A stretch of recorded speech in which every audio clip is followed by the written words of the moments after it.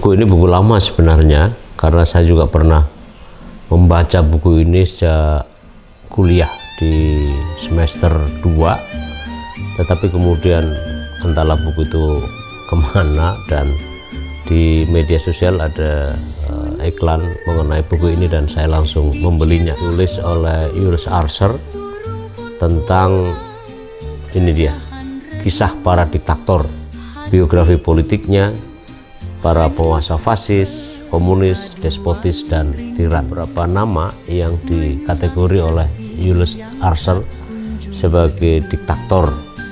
Pertama, di Uni Soviet ada namanya Lenin. Anda tahu Vladimir Ilyich Lenin, pernah difilmkan tetapi tampaknya tidak beredar di Indonesia karena alasan tertentu, dan film itu diperankan oleh DiCaprio, ya, pemeran Titanic.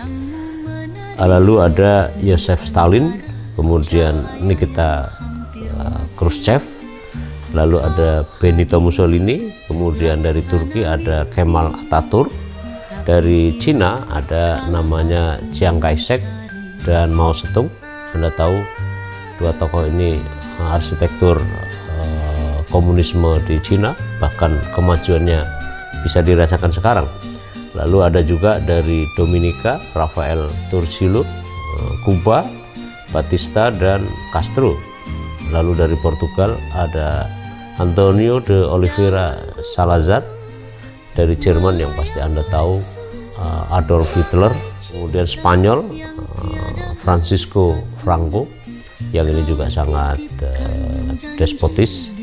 Kemudian ini dia dari Mesir ada Gamal Abdel Nasser, dan juga Julius Archer dalam buku ini juga menempatkan presiden pertama Indonesia sebagai seorang diktator. Entah apa pertimbangannya, tapi secara sekilas disebut di buku ini.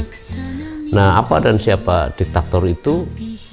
Ialah tidak lain dan tidak bukan, yang pasti dia bukan seorang monarki, ya, seorang penganut monarki, atau dia mendapat pangeran gitu ya, gelar pangeran lalu menjadi raja pengganti ayahnya atau keluarganya untuk menduduki raja, sultan, emir, kaisar, dan seterusnya.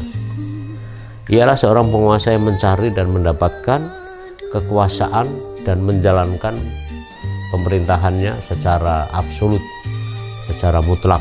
Dia memberangus oposisi, dia tidak peduli dengan aspirasi rakyat, dia terlalu percaya diri untuk mengembangkan, mengelola, mengarahkan negara dan juga pemerintahannya sesuai dengan jalan pikirannya, sesuai dengan kepentingannya.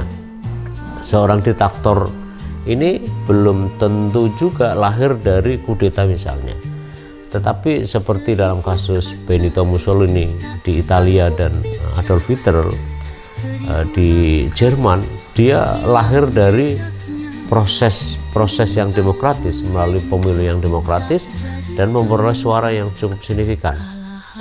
Jadi yang namanya diktator tidak selalu adalah mereka yang memang tidak demokratis pada awalnya.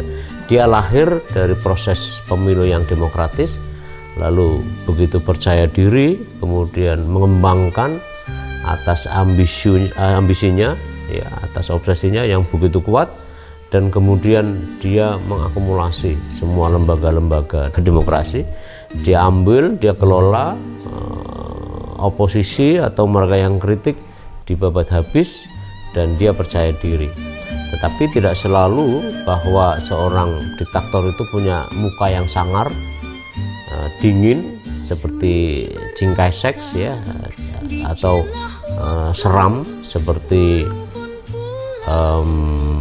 Hitler, tetapi bahkan senyuman, ya, penuh dengan senyum seperti yang digambarkan Julius Archer ini, bahwa sebagian di antara diktator itu tukang senyum, murah senyum, bahkan suka dansa-dansi, tari lenso, dan seterusnya. Apa yang bisa kita petik dari pelajaran ini, buku ini, bahwa ternyata memang diktator itu lahir karena ketidakpedulian kita kepada keadaan. Diktator itu justru pada awalnya kita pupuk begitu besar, kita percayakan begitu besar, lama-lama dia punya ambisi yang terselubung dan dia laksanakan atas ambisi itu. Dan pada saat bersamaan dia akan merusak institusi-institusi demokrasi, deinstitusionalisasi demokrasi, dan kemudian dia menikmati atas keadaan itu dan dia asik masuk untuk mengelola demokrasi secara abusing of power, secara abuse of power, dan dia suka saja mengelola negara tanpa arah, tapi arahnya adalah mengakumulasi kekuasaan politik dan sekaligus ekonomi atas kepentingannya sendiri. Mudah-mudahan bermanfaat. Terima kasih.